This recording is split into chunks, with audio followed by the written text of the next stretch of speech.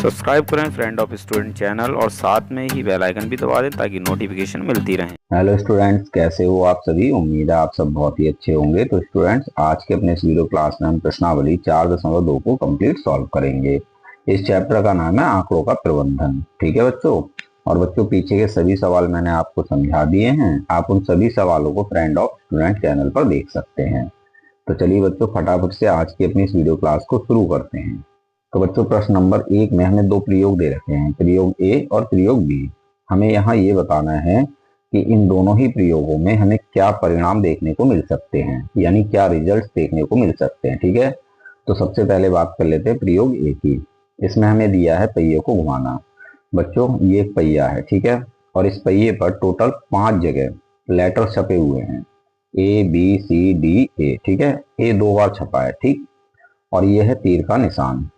अब यहाँ हमें ये बताना है कि अगर हम इस पहिए को एक बार घुमाएंगे तो हमें क्या परिणाम देखने को मिलेंगे, यानी ये जो तीर का निशान है ये इन पांचों में से किस पर रुकेगा। तो देखो बच्चों, अगर हम इस पहिए को एक बार घुमाते हैं तो ये तीर का निशान इन पांचों में से किसी भी एक लेटर पर रुक सकता है। ठीक है। तो यहाँ पर हमें ये परिणाम देखने को मिलेगा।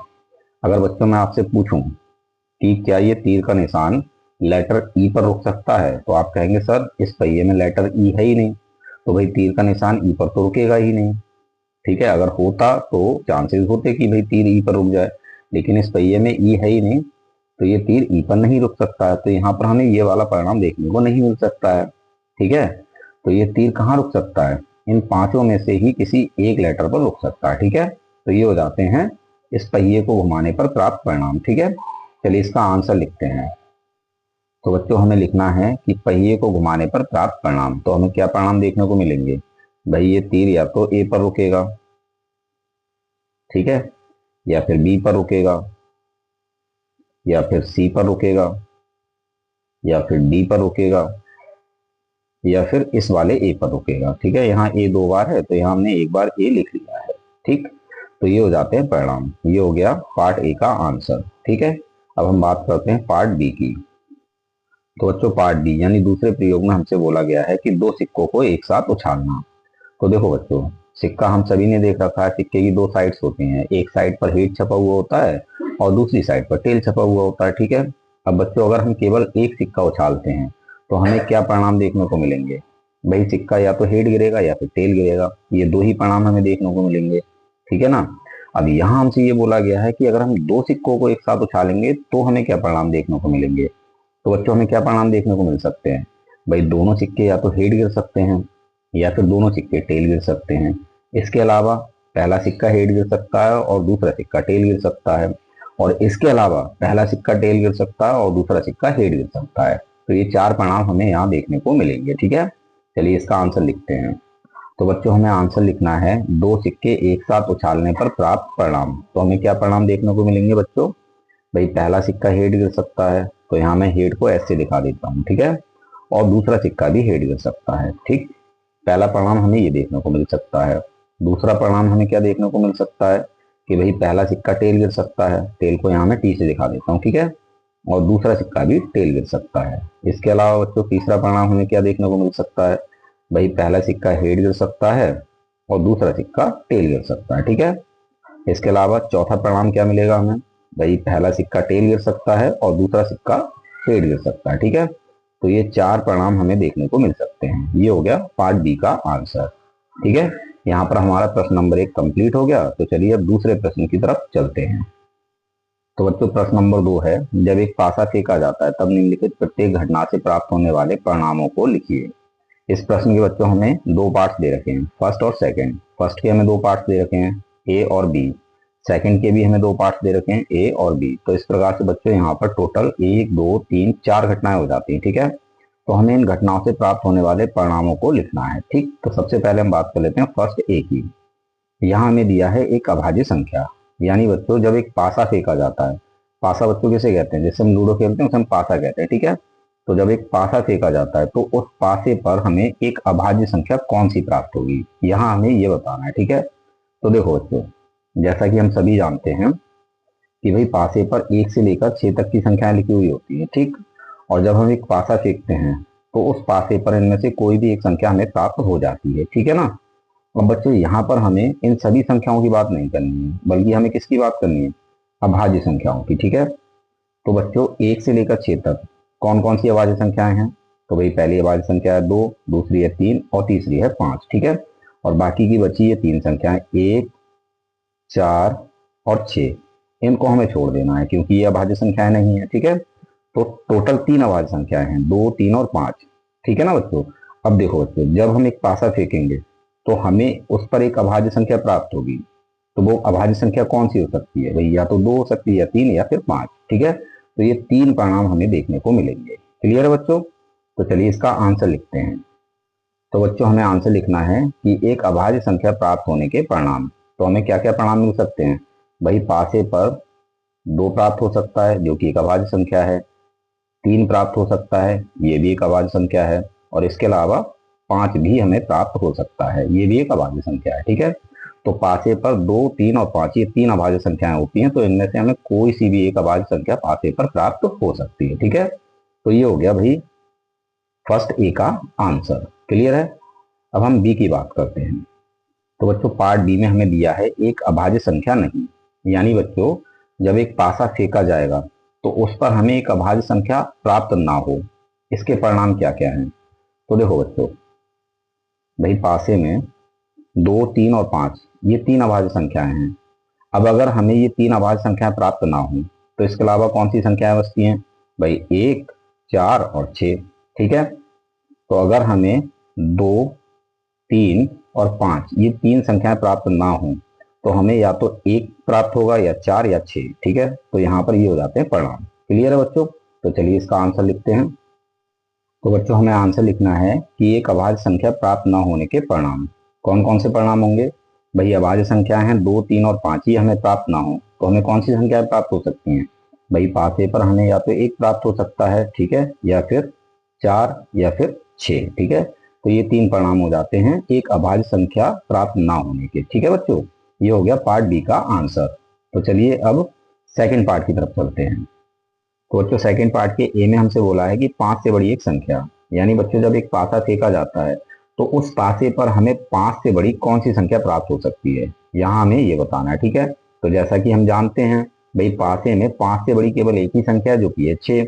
बाकी सभी संख्याएं 5 से छोटी हैं या फिर खुद 5 है। ठीक है, तो 5 से बड़ी केवल एक ही संख्या है जो कि है 6। तो जब एक पासा फेंका जाएगा तो 5 से बड़ी हमें कौन सी संख्या मिल सकती है बच्चों? वो मिल सकती है हमें केवल 6। ठीक है, तो यहाँ परिणाम क्या हो जाएगा? 6। चलिए इसका आंसर लिखते हैं।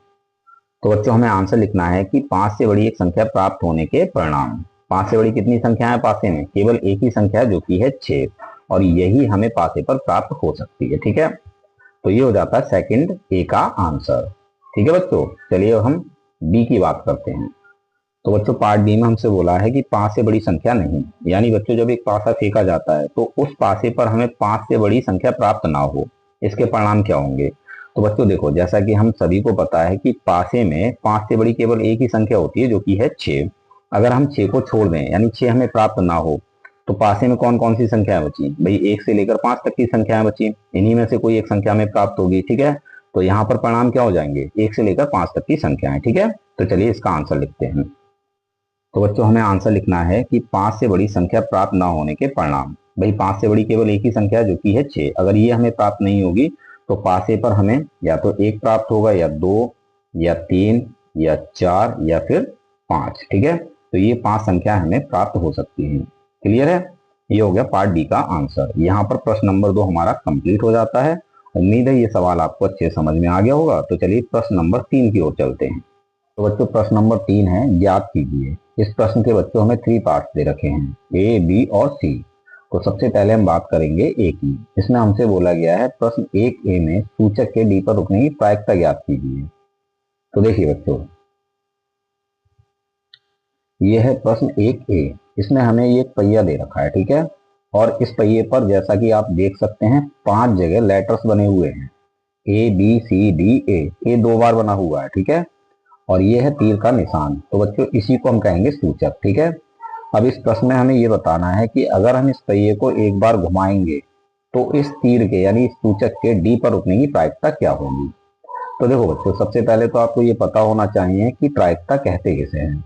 तो बच्चों किसी भी घटना के होने के चांसेस कितने हैं, या फिर किसी भी घटना के होने के चांसेस क्या हैं, इसी को हम कहते हैं प्रायिकता। चलिए इसको एक उदाहरण से समझाता हूं। तो देखो बच्चों, मान लेते हैं कि आपकी पॉकेट में टोटल 5 कंचे हैं, ठीक है, और इन 5 कंचों में से मान लेते हैं 2 कंचे लाल हैं, ठीक है, और बाकी के बचे 3 कंचे, इनको हम मान लेते हैं कि ये हरे हैं, ठीक। अब देखो बच्चों, जब आप अपनी पॉकेट में से बिना देखे कोई एक कंचा निकालोगे तो इसके क्या चांसेस होंगे कि वो कंचा लाल होगा या फिर वो कंचा हरा होगा। क्या यहाँ पर दोनों प्रकार के कंचों के चांसेस बराबर होंगे? जी बिल्कुल नहीं होंगे। क्यों? क्योंकि भाई दोनों प्रकार के कंचों की संख्या है अलग अलग। लाल रंग के कंचे 2 हैं जबकि हरे रंग के कंचे 3 हैं। तो भाई जब आप अपनी पॉकेट में से बिना देखे कोई एक कंचा निकालोगे तो वो कंचा लाल होगा या फिर हरा होगा, इसके चांसेस हैं अलग अलग। अगर दोनों की संख्या बराबर होती तो चांसेस बराबर हो जाते, ठीक है। अब क्योंकि संख्या अलग अलग है तो चांसेस भी अलग अलग हो जाएंगे, ठीक है। अब यहाँ सबसे पहले हम ये देखेंगे कि भाई लाल कंचा निकलने के चांसेस क्या है, ठीक। तो देखो बच्चों, आपकी पॉकेट में कुल मिलाकर 5 कंचे हैं, ठीक है, और इन 5 कंचों में से 2 कंचे हैं लाल। तो आपकी पॉकेट में से 2 बार लाल कंचा निकल सकता है, ठीक है, 3 बार लाल कंचा नहीं निकल सकता है। तो लाल कंचा केवल 2 बार निकल सकता है।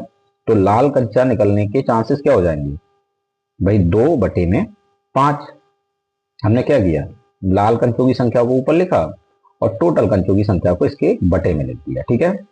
तो ये हो गया भाई एक लाल कंचा निकलने का चांस, और इसी को हम कहते हैं प्रायिकता। यानी यहाँ पर एक लाल कंचा निकलने की प्रायिकता हो जाएगी 2/5, ठीक है।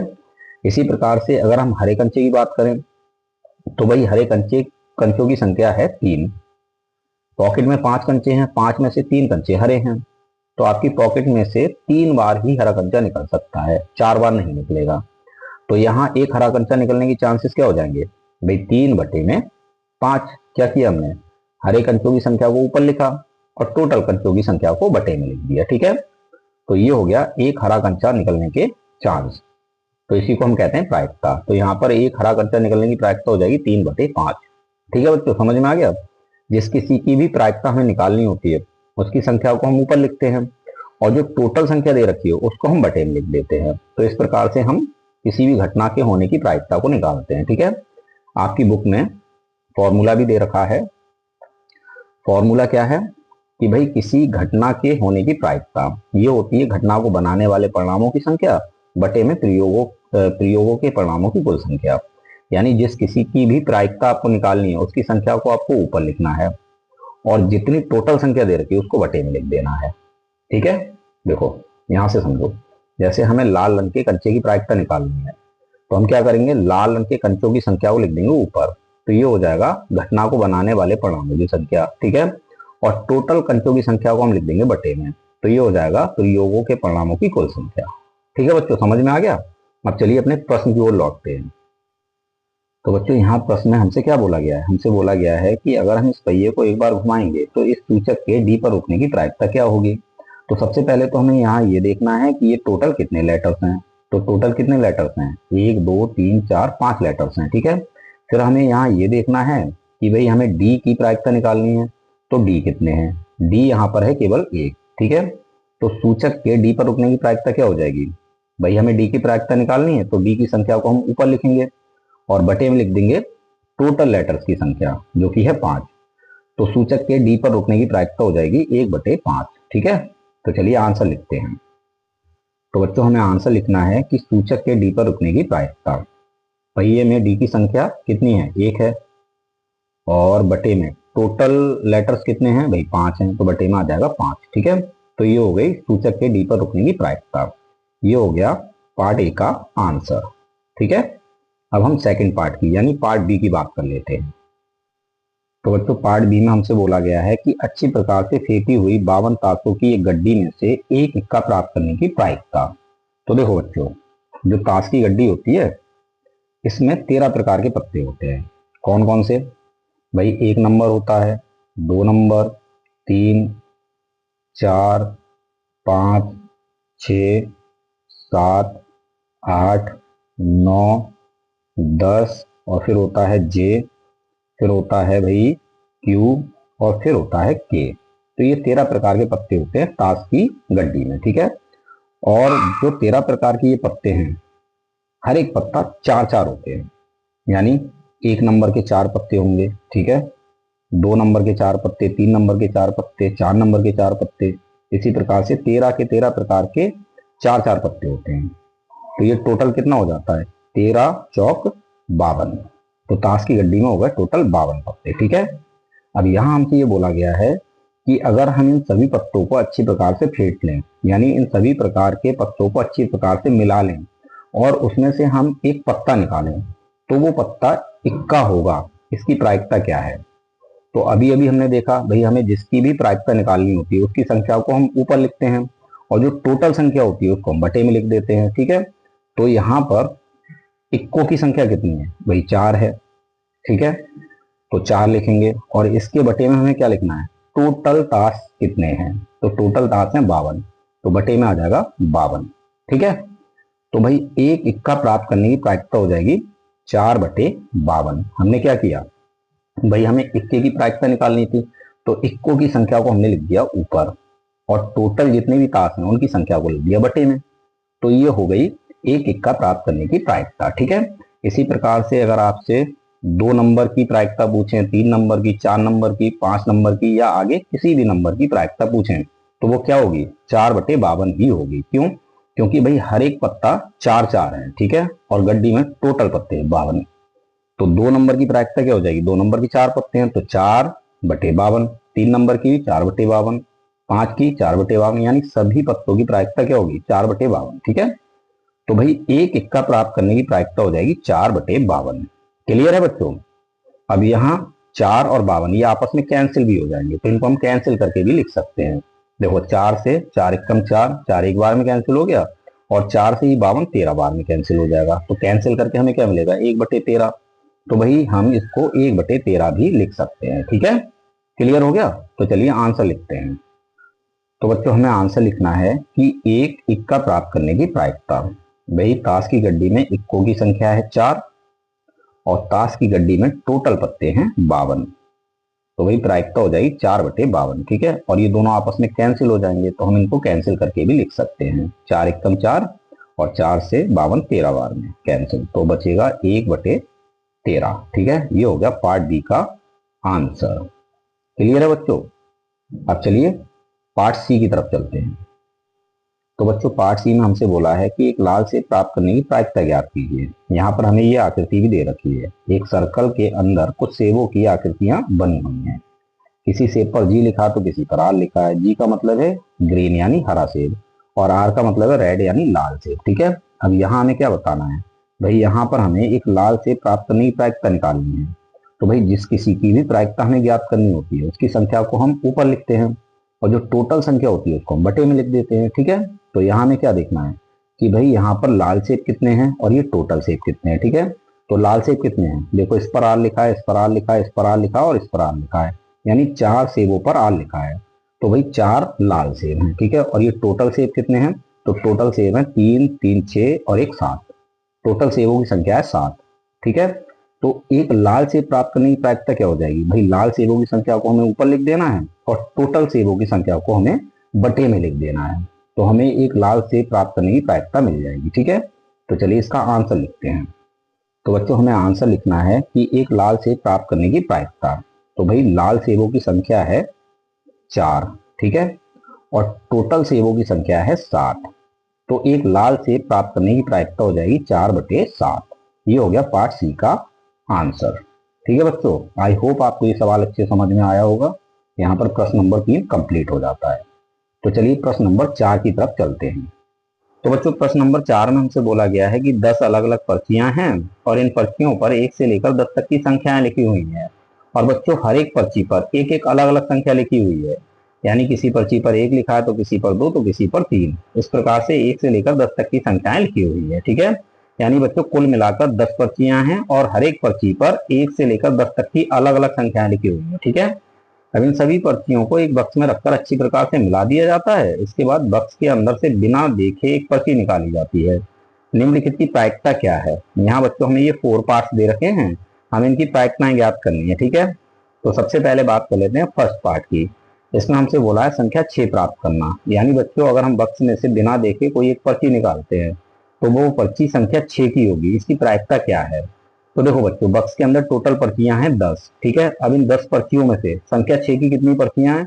तो भाई संख्या 6 की केवल एक पर्ची है। तो यहाँ पर बच्चों संख्या 6 प्राप्त करने की प्रायिकता क्या हो जाएगी? भाई जिसकी प्रायिकता हमें निकालनी है उसकी संख्या को हमें ऊपर लिखना है, ठीक है, और जो टोटल संख्या होती है उसको हमें बटे में लिखना है, ठीक। तो भाई बक्स के अंदर संख्या 6 की केवल एक पर्ची है, तो एक को हम ऊपर लिखेंगे और एक के बटे में हम क्या लिखेंगे? भाई बक्स में टोटल 10 पर्चियां हैं तो बटे में लिख देंगे हम 10। तो यहाँ पर संख्या 6 प्राप्त करने की जो प्रायिकता है वो हो जाएगी 1/10, ठीक है। तो चलिए आंसर लिखते हैं। तो बच्चों हमें आंसर लिखना है संख्या 6 प्राप्त करने की प्रायिकता।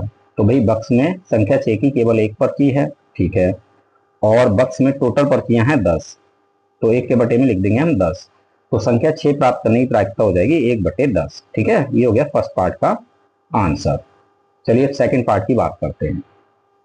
तो बच्चों सेकंड पार्ट में हमसे बोला है कि 6 से छोटी एक संख्या प्राप्त करना। यानी बच्चों अगर हम बक्स में से बिना देखे कोई एक पर्ची निकालते हैं तो वो पर्ची 6 से छोटी एक संख्या होगी। इसकी प्रायिकता क्या है? तो देखो बच्चों, जैसा कि हमें पता है बक्स के अंदर टोटल 10 पर्चियां हैं, ठीक है। अब बच्चों इन 10 पर्चियों में से ऐसी कितनी पर्चियां हैं जिन पर 6 से छोटी संख्याएं लिखी हुई हैं? तो बच्चों ऐसी टोटल 5 पर्चियां हैं। तो यहाँ पर हमें 6 से छोटी एक संख्या प्राप्त करने की प्रायिकता निकालनी है, तो हमें क्या करना होगा? भाई 6 से छोटी जितनी भी पर्चियां उनकी संख्या को हमें ऊपर लिखना है और इसके बटे में हमें टोटल पर्चियों की संख्या को लिख देना है। तो हमें क्या मिल जाएगा? 6 से छोटी एक संख्या प्राप्त करने की प्रायिकता, ठीक है। तो चलिए आंसर लिखते हैं। तो बच्चों हमें आंसर लिखना है कि 6 से छोटी एक संख्या प्राप्त करने की प्रायिकता। तो बच्चों बक्स में 6 से छोटी संख्याओं की कितनी पर्चियां हैं? भाई टोटल 5 पर्चियां हैं, ठीक है। और बक्स के अंदर टोटल पर्चियां कितनी हैं? तो भाई टोटल पर्चियां हैं 10, ठीक है। तो 6 से छोटी एक संख्या प्राप्त करने की प्रायिकता हो जाएगी 5/10। अब यहाँ पर 5/10 आपस में कैंसिल हो जाएंगे, तो इनको हम कैंसिल करके भी लिख सकते हैं, ठीक है। 5 से 5 एकम 5 और 5 से ही 5 दूनी 10, ठीक है। तो इन दोनों को कैंसिल करके हमें मिल जाएगा 1/2। तो चाहे आप 5/10 बोलो चाहे 1/2 बोलो, बात एक ही है, ठीक है। ये हो गया सेकंड पार्ट का आंसर। चलिए अब थर्ड पार्ट की बात करते हैं। तो बच्चों थर्ड पार्ट में हमसे बोला है कि 6 से बड़ी एक संख्या प्राप्त करना। यानी बच्चों अगर हम बक्स में से बिना देखे कोई एक पर्ची निकालते हैं तो वो पर्ची 6 से बड़ी एक संख्या होगी। इसकी प्रायिकता क्या है? तो देखो बच्चों, जैसा कि हमें पता है भी बक्स में 10 पर्चियां हैं। अब इन 10 पर्चियों में से बच्चों ऐसी कितनी पर्चियां हैं जिन पर 6 से बड़ी संख्याएं लिखी हुई हैं? तो ऐसी 4 पर्चियां हैं। कौन कौन सी हैं? 7, 8, 9 और 10, ठीक है। तो यहाँ हमें अगर 6 से बड़ी एक संख्या प्राप्त करने की प्रायिकता निकालनी है तो हमें क्या करना होगा? भाई 6 से बड़ी जितनी भी पर्चियां हैं उनकी संख्याओं को हमें ऊपर लिखना है और टोटल पर्चियों की संख्या को बट्टे में लिख देना है, ठीक है। तो हमें क्या मिल जाएगा? 6 से बड़ी एक संख्या प्राप्त करने की प्रायिकता, ठीक है बच्चों। तो चलिए इसका आंसर लिखते हैं। तो बच्चों हमें आंसर लिखना है कि 6 से बड़ी एक संख्या प्राप्त करने की प्रायिकता। भाई बक्स में 6 से बड़ी संख्याओं की कितनी पर्चियां हैं? तो भाई ये हैं 4, तो हमें 4 ऊपर लिखना है और इसके बटे में हमें क्या लिखना है? टोटल पर्चियों की संख्या। तो टोटल पर्चियां कितनी है? 10, तो इसके बटे में आ जाएगा 10, ठीक है। तो वही प्रायिकता हो जाएगी 4/10। अब यहाँ 4/10 आपस में कैंसिल हो जाएंगे, तो हम इनको कैंसिल करके भी लिख सकते हैं, ठीक है। देखो 2 से 4 2 बार में कैंसिल हो जाएगा, 2 दूनी 4, और 2 से ही 10 5 बार में कैंसिल हो जाएगा, 2 पंजे 10, ठीक है। तो कैंसिल करने के बाद हमें मिलेगा 2/5, 2/5, ठीक है। तो 6 से बड़ी एक संख्या प्राप्त करने की प्रायिकता हो जाती है 2/5। ये हो गया थर्ड पार्ट का आंसर, ठीक है बच्चों। चलिए फोर्थ पार्ट की बात करते हैं। तो बच्चों फोर्थ पार्ट में हमसे बोला गया है कि एक अंक की एक संख्या प्राप्त करना। यानी बच्चों अगर हम बक्स में से बिना देखे कोई एक पर्ची निकालते हैं तो वो पर्ची एक अंक की संख्या होगी। इसकी प्रायिकता क्या है? तो देखो बच्चों, बक्स में टोटल 10 पर्चियां हैं। अब इन 10 पर्चियों में से ऐसी कितनी पर्चियां हैं जिन पर केवल एक अंक की संख्या लिखी हुई है? तो बच्चों ऐसी 9 पर्चियां हैं। कौन कौन सी हैं? भाई 1 2 3 4 5 6 7 8 9, ठीक है। ये सभी एक एक अंक वाली संख्याएं हैं। तो एक एक अंक वाली संख्याओं की टोटल 9 पर्चियां हैं। अगर हम संख्या 10 की बात करें तो इसमें भाई 2 अंक हैं, ठीक है, तो इसको हमें छोड़ देना है। तो भाई बक्स में एक अंक वाली टोटल 9 पर्चियां हो गई। तो यहाँ पर बच्चों एक अंक की एक संख्या प्राप्त करने की प्रायिकता क्या हो जाएगी? भाई एक अंक वाली संख्याओं की जितनी भी पर्चियां उनकी संख्या को हमें ऊपर लिख देना है और बटे में टोटल पर्चियों की संख्या को लिख देना है, ठीक है। तो हमें एक अंक की एक संख्या प्राप्त करने की प्रायिकता मिल जाएगी। तो चलिए आंसर लिखते हैं। तो बच्चों हमें आंसर लिखना है कि एक अंक की एक संख्या प्राप्त करने की प्रायिकता। तो बच्चों बक्स में एक अंक वाली संख्याओं की कितनी पर्चियां हैं? भाई 9 पर्चियां हैं।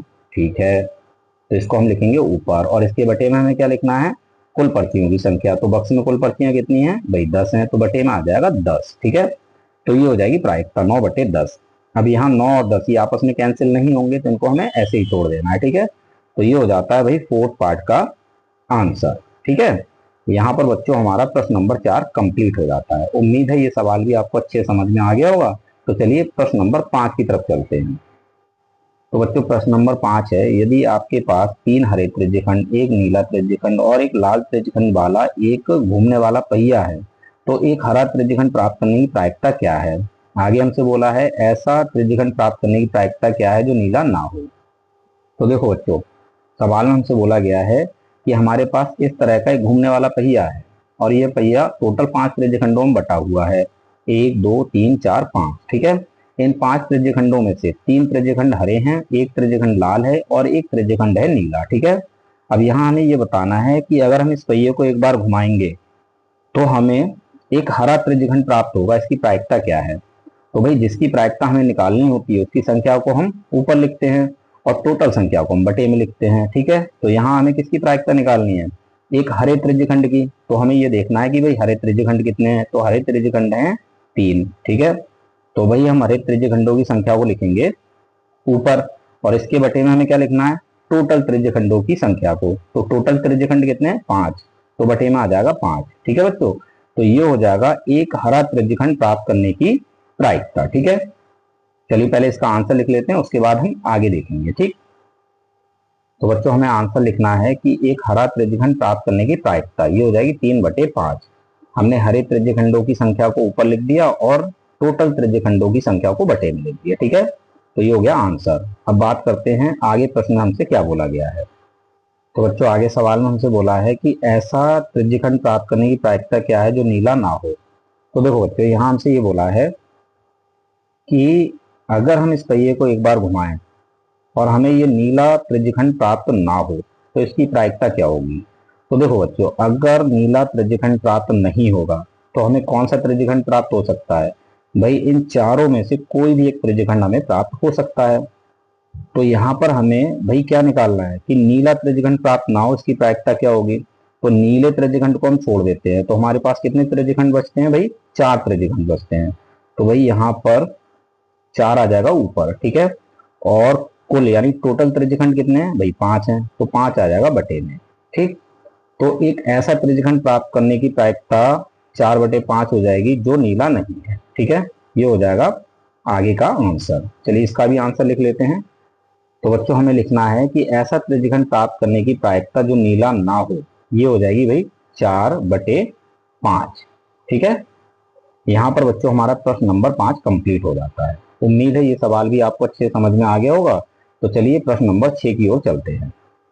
तो बच्चों प्रश्न नंबर 6 में हमसे बोला है कि प्रश्न नंबर 2 में दी हुई घटनाओं की प्रायिकताएं ज्ञात कीजिए। तो देखो बच्चों, इस प्रश्न का आंसर देने के लिए सबसे पहले हमें प्रश्न नंबर 2 पर चलना होगा। ठीक है, तो चलिए प्रश्न नंबर 2 पर चलते हैं। तो बच्चों ये रहा प्रश्न नंबर 2, और इस प्रश्न में बच्चों हमें ये 4 घटनाएं दे रखी हैं। ठीक है, हमें इनकी प्रायिकताएं ज्ञात करनी है। तो सबसे पहले बच्चों हम बात कर लेते हैं फर्स्ट ए की। इसमें हमसे बोला गया है कि एक अभाज्य संख्या, यानी बच्चों जब हम एक पासे को फेंकेंगे, पासा बच्चों क्या होता है जिससे हम लूडो खेलते हैं उसे हम पासा कहते हैं। ठीक है, तो जब हम एक पासे को फेंकेंगे तो उस पासे पर हमें एक अभाज्य संख्या प्राप्त होगी, इसकी प्रायिकता क्या है, इसमें हमें ये ज्ञात करना है। ठीक है, तो देखो बच्चों, जैसा कि हम सभी जानते हैं पासे पर 1 से लेकर 6 तक संख्याएं लिखी हुई होती हैं। ठीक है, और जब हम एक पासे को फेंकते हैं तो उस पासे पर हमें इनमें से कोई एक संख्या प्राप्त हो जाती है। ठीक, अब यहाँ बच्चों हमें इन सभी संख्याओं की बात नहीं करनी है, हमें केवल और केवल अभाज्य संख्याओं की बात करनी है।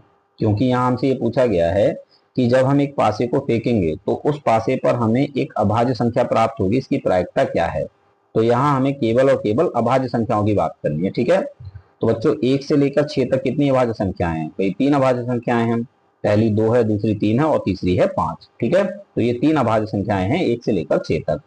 अब बच्चों अगर हम एक पासे को फेंकते हैं तो उस पासे पर हमें इन तीनों में से ही कोई एक अभाज्य संख्या प्राप्त हो सकती है, इसके अलावा कोई अन्य संख्या हमें प्राप्त नहीं हो सकती है। क्योंकि भाई 1 से लेकर 6 तक केवल यही 3 अभाज्य संख्याएं हैं, ठीक है। तो यहाँ बच्चों घटना को बनाने वाले परिणामों की संख्या कितनी हो जाएगी, भाई अभाज्य संख्याएं 3 हैं, तो घटना को बनाने वाले परिणामों की संख्या हो जाएगी 3, ठीक है। और बच्चों कुल परिणामों की संख्या कितनी होगी, तो भाई पासे पर 1 से लेकर 6 तक की संख्याएं हैं, यानी पासे पर टोटल 6 संख्याएं हैं, तो कुल परिणामों की संख्या हो जाएगी 6, ठीक। अब जैसा कि हमें पता है कि किसी भी घटना के होने की प्रायिकता होती है घटना को बनाने वाले परिणामों की संख्या और बटे में कुल परिणामों की संख्या, ठीक है। तो बच्चों पासे पर एक अभाज्य संख्या प्राप्त होने की प्रायिकता हो जाएगी 3/6। क्लियर हो गया बच्चों। तो हमें आंसर कुछ इस प्रकार से लिखना है, एक अभाज्य संख्या प्राप्त होने की प्रायिकता, तो बच्चों ये हो जाएगी 3/6, ठीक है। हमने क्या किया, पासे में जितनी भी अभाज्य संख्याएं हैं उनकी संख्याओं को हमने लिख दिया ऊपर, ठीक है, और पासे में टोटल जितनी भी संख्याएं हैं उनकी संख्या को हमने लिख दिया बटे में, ठीक है। तो ये हो जाती है एक अभाज्य संख्या प्राप्त करने की प्रायिकता, ठीक है। अब बच्चों यहाँ पर ये दोनों आपस में कैंसिल हो जाएंगे, तो हम इनको कैंसिल करके भी लिख सकते हैं, ठीक है। देखो 3 से 3 एक बार में कैंसिल हो जाएगा, 3 एक कम 3, और 3 से ही 6 2 बार में कैंसिल हो जाएगा, 3 दूनी 6, ठीक है। तो हमें क्या मिलेगा 1/2।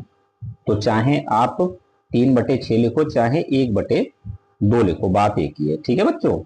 तो ये हो गया भाई फर्स्ट ए का आंसर। क्लियर है। अब हम सेकंड पार्ट की बात कर लेते हैं, यानी दूसरी घटना की। तो बच्चों सेकंड पार्ट यानी दूसरी घटना में हमसे बोला गया है कि एक अभाज्य संख्या नहीं, यानी बच्चों अगर हम एक पासे को फेंकते हैं तो उस पे हमें एक अभाज्य संख्या प्राप्त ना हो, इसकी प्रायिकता क्या है, इसमें हमें ये ज्ञात करना है, ठीक है।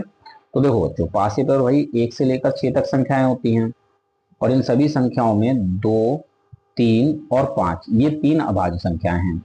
तो यहाँ हमसे ये बोला गया है कि ये 3 अभाज्य संख्याएं हमें पासे पर प्राप्त ना हो, ठीक है। तो अगर बच्चों हम इन तीनों संख्याओं को निकाल देते हैं तो हमारे पास में 1, 4 और 6 ये 3 संख्याएं बच जाती हैं, ठीक है। अब अगर हम एक पासे को फेंकेंगे और उस पर हमें ये तीनों अभाज्य संख्याएं प्राप्त ना हो, तो कौन सी संख्याएं प्राप्त हो सकती हैं, भाई इन तीनों में से कोई एक भी संख्या हमें प्राप्त हो सकती है, ठीक है। तो यहाँ पर ही बच्चों घटना को बनाने वाले परिणामों की संख्या कितनी हो जाती है, भाई 3 संख्याएं बची, तो यहाँ पर भी घटना को बनाने वाले परिणामों की संख्या हो जाती है 3, ठीक है, और कुल परिणामों की संख्या 6 है, तो वही 3 के बटे में आ जाएगा 6, ठीक। तो यहाँ पर भी हमें प्रायिकता मिलेगी 3/6, यानी एक अभाज्य संख्या ना प्राप्त होने की प्रायिकता हो जाएगी 3/6, ठीक है बच्चों, समझ में आ गया। तो हमें आंसर कुछ इस प्रकार से लिखना है, एक अभाज्य संख्या प्राप्त ना होने की प्रायिकता, तो बच्चों ये हो जाएगी 3/6, ठीक है। और ये दोनों आपस में कैंसिल हो जाएंगे, तो इनको हम कैंसिल करके भी लिख सकते हैं, 3 एक कम 3 और 3 दूनी 6, तो हमें मिलेगा 1/2, ठीक है। ये हो गया सेकंड पार्ट का आंसर। क्लियर है बच्चों, समझ में आ गया। अब बात करते हैं थर्ड पार्ट की। तो बच्चों थर्ड पार्ट यानी तीसरी घटना में हमसे बोला गया है कि 5 से बड़ी एक संख्या, यानी अगर हम एक पासे को फेंकते हैं तो उस पासे पर हमें 5 से बड़ी एक संख्या प्राप्त होगी, इसकी प्रायिकता क्या है। तो देखो बच्चों पासे में 5 से बड़ी केवल एक ही संख्या होती है जो कि है 6, ठीक है। बाकी की सभी संख्याएं कैसी हैं, भाई एक संख्या 5 है और बाकी संख्याएं 5 से छोटी हैं। तो हमें पासे पर 5 से बड़ी एक संख्या प्राप्त करनी है, तो हमें क्या करना होगा, 1 से लेकर 5 तक की इन सभी संख्याओं को छोड़ देना है, ठीक है। अगर बच्चों हम 1 से लेकर 5 तक की इन सभी संख्याओं को छोड़ दें और हम पासे को फेंकें, तो उस पासे पर हमें 5 से बड़ी कौन सी संख्या मिलेगी, तो बच्चों 6 मिलेगी, ठीक है। तो यहाँ पर 6 कितने हैं, भाई केवल 1 है, तो यहाँ घटना बनाने वाले परिणामों की संख्या हो जाएगी 1, ठीक है। और टोटल परिणाम कितने हैं, तो टोटल परिणाम है बच्चों 6, क्योंकि पासे में 1 से लेकर 6 तक की संख्याएं हैं, तो टोटल परिणाम कितने हो गए 6। तो यहाँ पर बच्चों 5 से बड़ी एक संख्या प्राप्त करने की प्रायिकता हो जाएगी 1/6। क्लियर है बच्चों।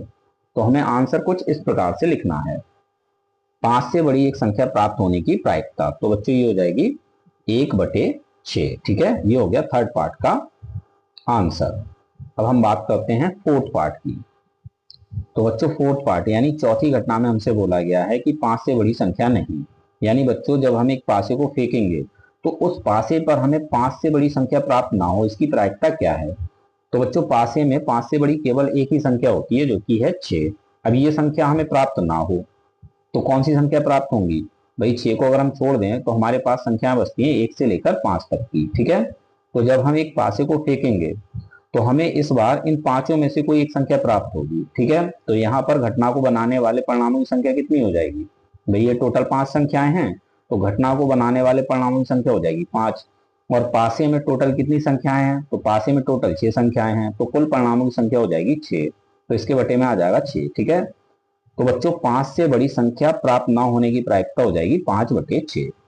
ठीक है बच्चों, समझ में आ गया। तो बच्चों हमें आंसर कुछ इस प्रकार से लिखना है, 5 से बड़ी संख्या प्राप्त ना होने की प्रायिकता। तो बच्चों ये हो जाएगी 5 और बटे में 6। ठीक है, ये हो गया भाई 4th पार्ट का आंसर।